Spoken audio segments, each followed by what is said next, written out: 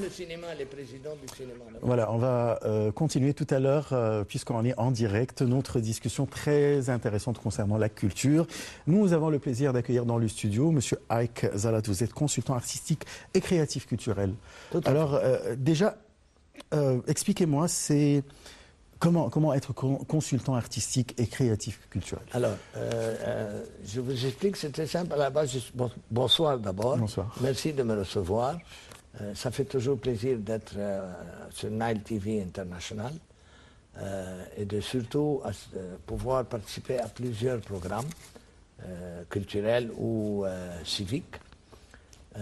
Pour revenir donc à votre question, je suis creative designer parce que j'ai la puissance, j'ai la profondeur de pouvoir créer, de pouvoir imaginer, de pouvoir envisager. Et designer, c'est parce qu'évidemment, quand je crée dans le domaine du design, je crée dans le domaine de la nouveauté, je crée dans le domaine de la beauté, je crée dans le domaine de l'art, je crée dans le domaine de la convergence. Mais je ne suis pas peintre, artiste, ni sculpteur. Mais j'ai quand même, par la force des choses, avec le recul des années, une expérience dans le domaine artistique, à savoir visuel. Quant à la séparation de consultant artistique, c'est parce que je me suis intéressé à l'art et que j'ai beaucoup participé à l'art, non seulement en Égypte, mais aussi bien dans les autres pays où j'ai vécu, et plus particulièrement la France.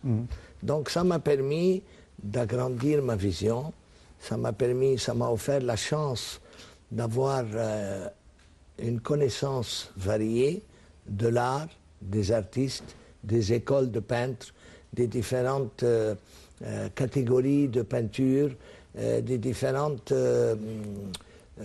poussées de créativité entre le réalisme, l'impressionnisme, le surréalisme, le cubisme, etc.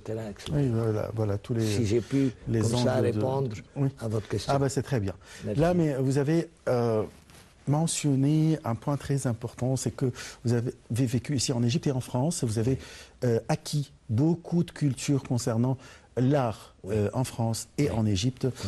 Je vais bien préciser l'Égypte. Là, c'est un pays culturel depuis des milliers et des milliers d'années. On connaît l'histoire depuis 3500 ans avant Jésus-Christ à peu près, c'est-à-dire ce qui fait que plus de 5500 ans de culture égyptienne. Où on est?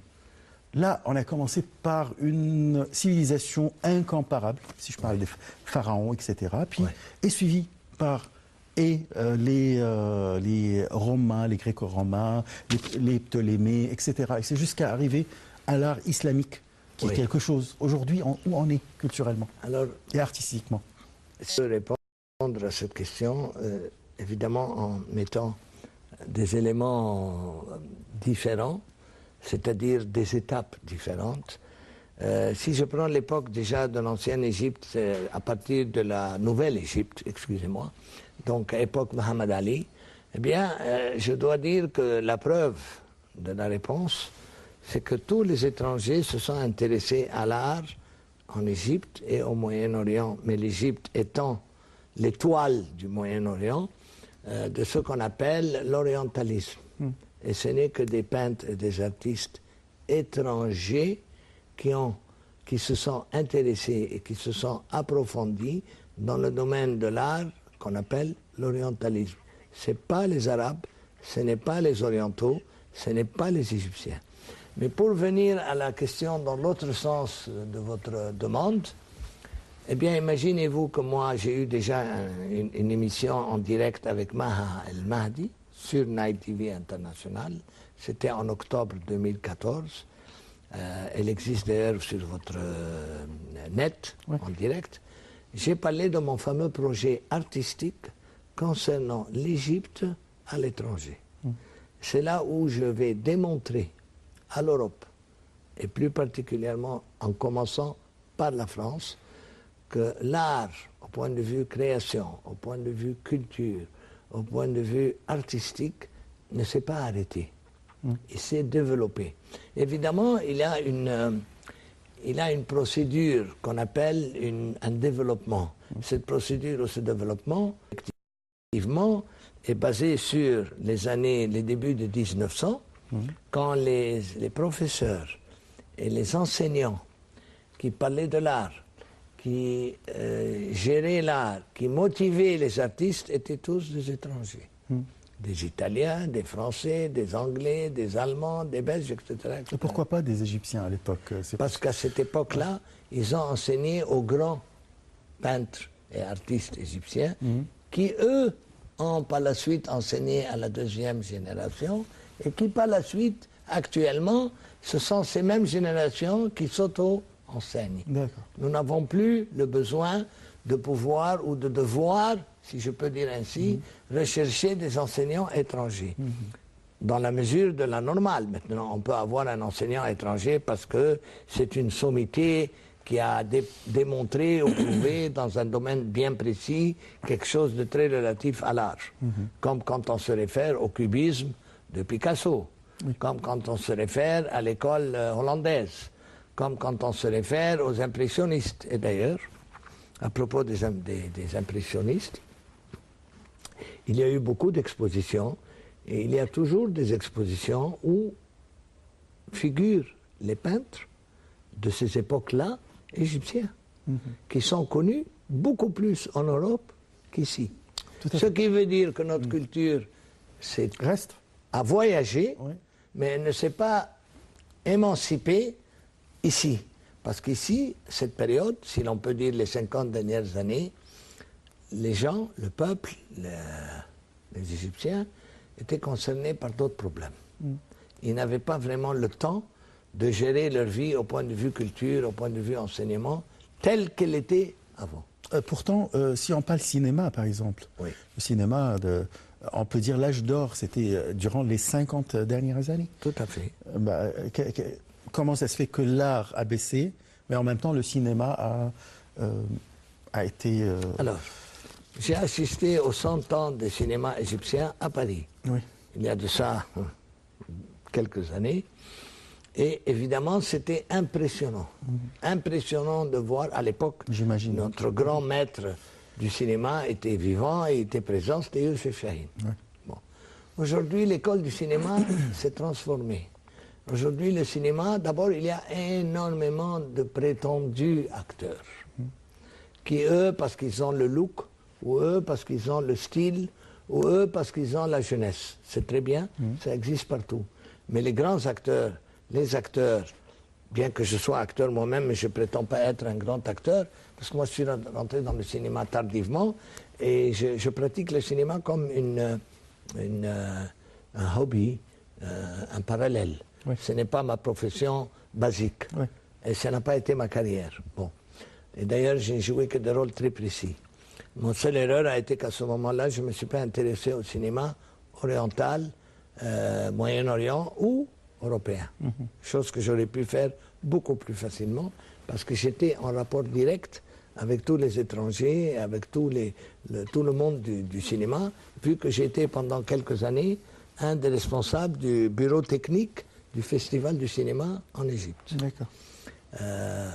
Alors, si vous voulez, pour répondre encore plus clairement à votre question, c'est que les normes ont changé.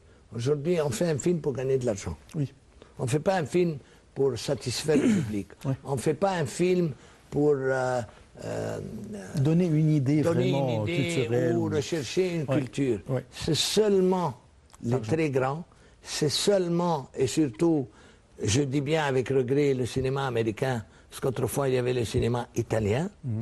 Le cinéma français a toujours été dans la course, mais il n'est jamais vraiment arrivé au même niveau. Au top, Vient le cinéma allemand aussi, qui est important. Mais il n'a pas la même réputation que le Cineta d'Italie.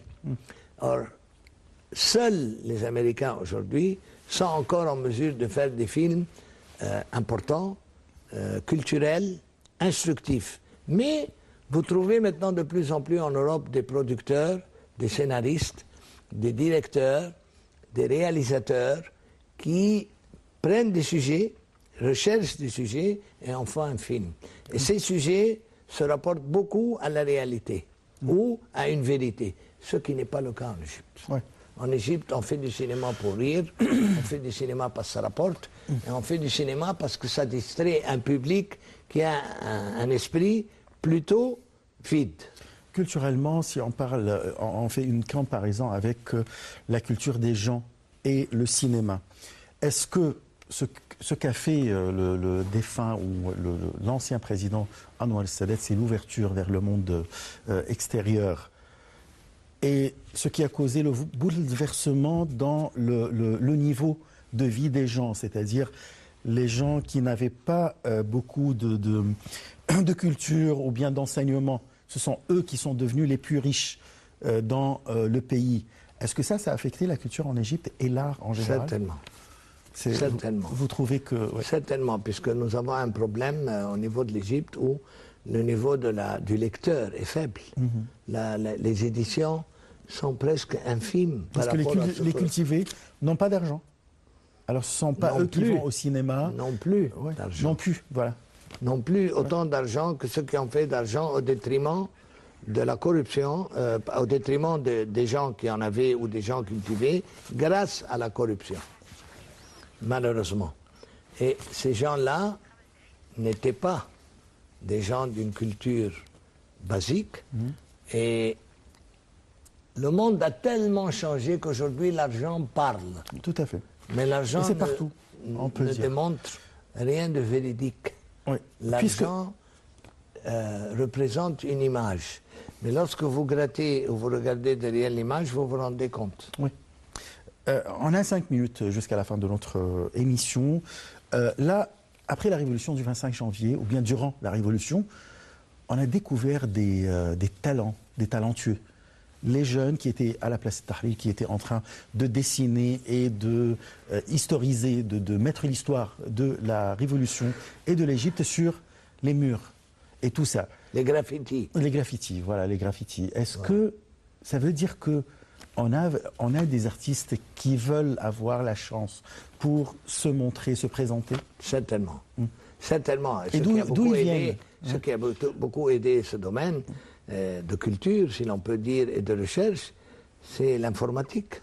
C'est le monde de la technologie qui a permis aux jeunes, bien qu'ils soient retirés du monde développé qui est sur la Terre, ils ont pu, grâce au net, développer intérieurement une culture à eux, et ils ont explosé cette culture au moment de la révolution qui était la recherche de la liberté.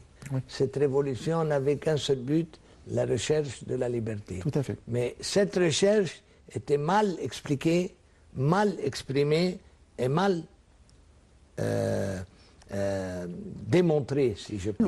Ou pas encore, à votre avis? Mal dans le sens que... on est toujours dans cette révolte. Oui. Mais on n'a pas fini. Mais... on n'est pas arrivé à nos objectifs. On n'est pas arrivé parce que, justement, je crois, je pense, c'est ma génération, ma culture, il n'y a rien pour rien. C'est-à-dire? On n'a rien pour rien. Il faut un temps, il faut des efforts, bien sûr. Il faut une volonté, bien sûr. Il faut surtout, et basiquement, et conditionnellement, une conviction. Si on n'a pas la conviction... Et la volonté. Donc la volonté qui vous permet, grâce à la conviction, d'y arriver. Parce que l'exemple le dit bien, ce qui veut, peut. Tout à fait. Donc, si vous voulez, j'espère qu'ils voudront, parce que quand ils voudront, ils pourront. Voilà. Et c'est ce que répète toujours le président de l'Égypte actuel, le président Abdel Fattah el-Sisi, que ce sont les jeunes qui décident toujours, et s'ils veulent, ils vont en faire. Voilà, il a très bien compris. Une question de volonté de la part des jeunes. Et il a très bien compris, et il dit très bien les choses. Il dit, moi je peux tout faire, mais une fois que j'ai fait, le reste est à vous. Tout à fait. Et si vous allez rester sur vos chaises, rien ne se fera. Voilà.